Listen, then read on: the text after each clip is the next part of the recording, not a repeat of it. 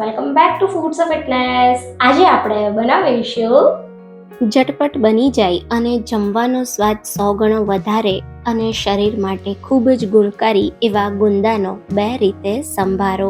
આજે હું તમારી સાથે ગુંદાનો સંભારો બનાવવાની 2 અલગ અલગ રીત શેર કરવાની છું.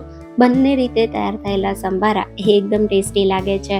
બનાવવામાં સમય પણ ખૂબ જ ઓછો લાગે છે. એકવાર ટ્રાય કરજો, મજા પડી જશે. તો હવે સૌથી પહેલાં એકદમ ટેસ્ટી એવા ગુંદાના 2 રીતે સંભારા બનાવવા માટે અહીંયા મેં 500 ગ્રામ ગુંદા લીધા છે.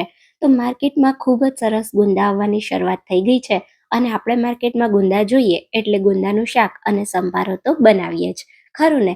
તો આજે આપણે ગુંદાનો જે સંભારો બનાવીએ છીએ એના માટે તમે નાના કે મોટા ગમે તે વેરાયટીના ગુંદા લઈ શકો છો. સંભારામાં બંને પ્રકારના ગુંદા ચાલે. હવે અહીંયા ગુંદાને આપણે સારી રીતે ધોઈ કોરા કરી લીધા, પછી એને ડાળીઓથી અલગ કરી દઈશું.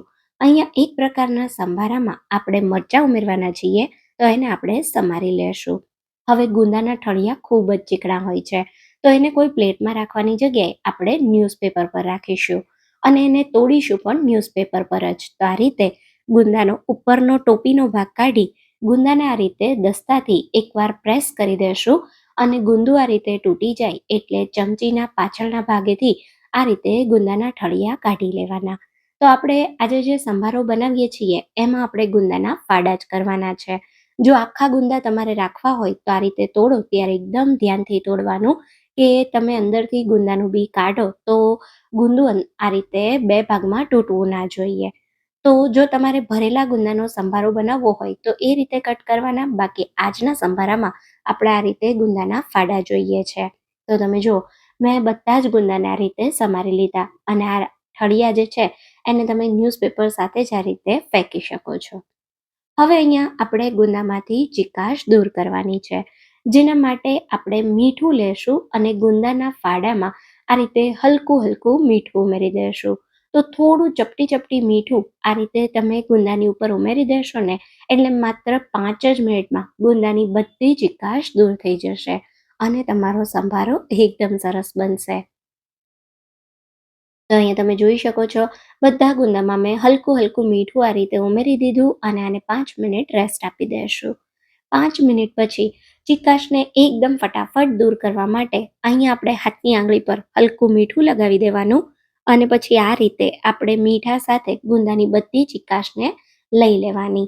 તો એકદમ ફટાફટ આ પ્રોસેસ થઈ જશે. તમે પહેલાં ગુંદામાં થોડું મીઠું ઉમેરી અને પછી આ રીતે આંગળી પર થોડું મીઠું લગાવી અને ચીકાશ દૂર કરશો તો 1 જ મિનિટમાં ગુંદાની ચીકાશ નીકળી જશે અને નમકના કારણે તમને જરા પણ ચીકણા ગુંદા નહીં લાગે.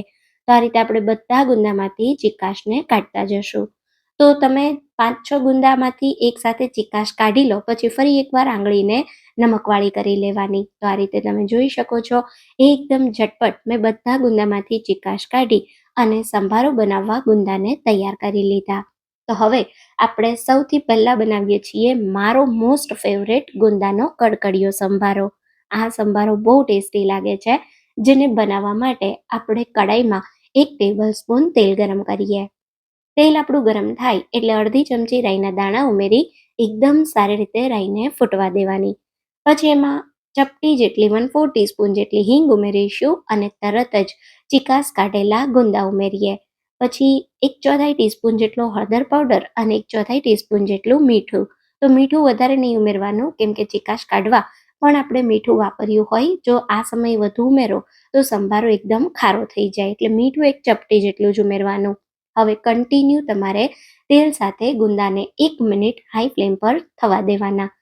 1 મિનિટ જેવા તમે થવા દેશો ને એટલે ગુંદા પર આ રીતે ડિઝાઇન દેખાવા માંડશે. તો આ રીતની ડિઝાઇન દેખાવા માંડે એટલે ગેસની ફ્લેમને હાઈમાંથી તમારે સ્લો કરી દેવાની અને પછી એકદમ આ રીતે ચલાવતા 3 થી 4 મિનિટ ગુંદાને થવા દેવાના. તો અહીંયા 3-4 મિનિટ જેવા ગુંદાને થવા દેશો એટલે ગુંદા એકદમ આવા ક્રિસ્પી થવા માંડશે. તમને સંભળાય છે ને? બસ આવા એકદમ ક્રિસ્પી ગુંદા થવા માંડે. બિલકુલ તમે જુઓ, ડ્રાય છે, જરા પણ ચીકણો સંભારો નથી અને બહુ ટેસ્ટી આ સંભારો લાગે છે. તો અહીંયા આપણો સંભારો તૈયાર થઈ ગયો. તમને હજુ વધુ ક્રિસ્પી ગમે તો તમે હજી 1 થી 2 મિનિટ થવા દઈ શકો છો.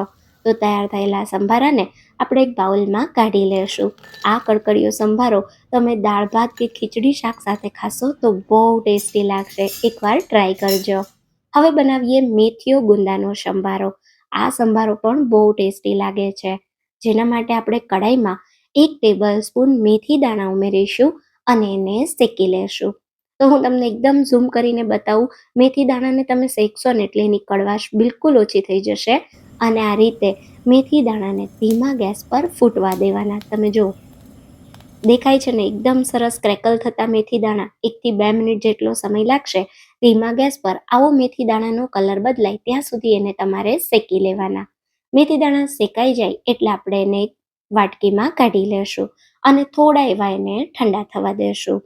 લગભગ 2-3 મિનિટમાં મેથી દાણા ઠંડા થાય એટલે એને ખાણીમાં લઈ લઈએ અને સાથે ઉમેરીએ 1 ટીસ્પૂન જેટલી ખાંડ. તો ખાંડ અને મેથી દાણાને હવે આપણે અધકચરા વાટવાના છે.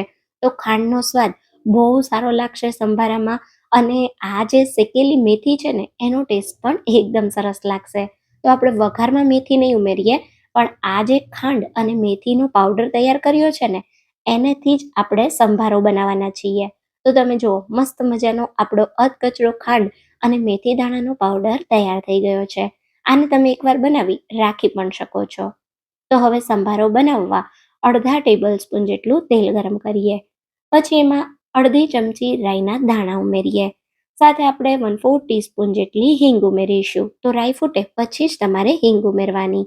હવે આમાં ચીકાશ કાઢેલા ગુંદા સાથે 2 નંગ જેટલા લીલા મરચાં, 1/4 ટીસ્પૂન જેટલો હળદર પાવડર અને 1/4 ટીસ્પૂન જેટલું અથવા 1 ચપટી જેટલું મીઠું ઉમેરીએ. હવે સારી રીતે મિક્સ કરીશું. આ સંભારાને બનતા ફક્ત 2 થી 3 જ મિનિટ જેટલો સમય લાગે છે. તો સારી રીતે મસાલા અને વઘારને આપણે મિક્સ કરી દેવાના અને પછી ઢાંકી મીડિયમ ગેસની ફ્લેમ પર સંભારાને 2 મિનિટ થવા દેશું. તો 2 મિનિટ જેવું થાય એટલે વચ્ચે એકવાર ઢાંકણ ખોલી તમારે સંભારાને મિક્સ કરી લેવાનો. આ રીતે ઉપર નીચે કરી લેવાનો જેથી ગુંદા એકદમ સારી રીતે બધી બાજુથી કૂક થઈ જાય. તો એકવાર મિક્સ કરી ફરી ઢાંકી 2 મિનિટ થવા દેશું. તો 2 થી 3 જ મિનિટ મીડિયમ ગેસ પર તમે સંભારાને થવા દેશો એટલે ગુંદા એકદમ સારી રીતે સોફ્ટ થઈ જશે. આ રીતે તમારે 2-3 મિનિટ પછી ગુંદાને ચમચાથી કટ કરવાના. જો આ રીતે ઇઝીલી 2 ભાગમાં કટ થઈ જાય મતલબ ગુંદા સરસ થઈ ગયા છે. તમને હજુ વધુ સોફ્ટ જોઈએ તો તમે હજી પણ 1 મિનિટ થવા દઈ શકો છો. હવે તમારે ગેસને બંધ કરી દેવાનો. ગેસ બંધ કર્યા પછી તમારે એમાં મેથી દાણા અને ખાંડનો જે આપણે પાવડર કર્યો ને એને ઉમેરી દેવાનો. મિક્સ કરી દેશું અને 1 મિનિટ માટે આ જ રીતે સંભારાને ચલાવતા રહેશું જેથી એકદમ સારી રીતે મસાલા ભળી જાય. અને અહીંયા 1 મિનિટ પછી તમે જુઓ, છે ને એકદમ ટેસ્ટી, જોતાં જ ખાવાનું મન થઈ જાય એવો મેથીયા ગુંદાનો સંભારો. એકવાર આ સંભારો પણ ટ્રાય કરજો, તમને બહુ જ ભાવશે. તો તમને આજના સંભારાની રેસિપી કેવી લાગી એ કમેન્ટમાં જરૂરથી કહેજો. ફરી મળીશું એક આવા નવા જ વિડીયો સાથે. ત્યાં સુધી થેન્ક્સ ફોર વોચિંગ.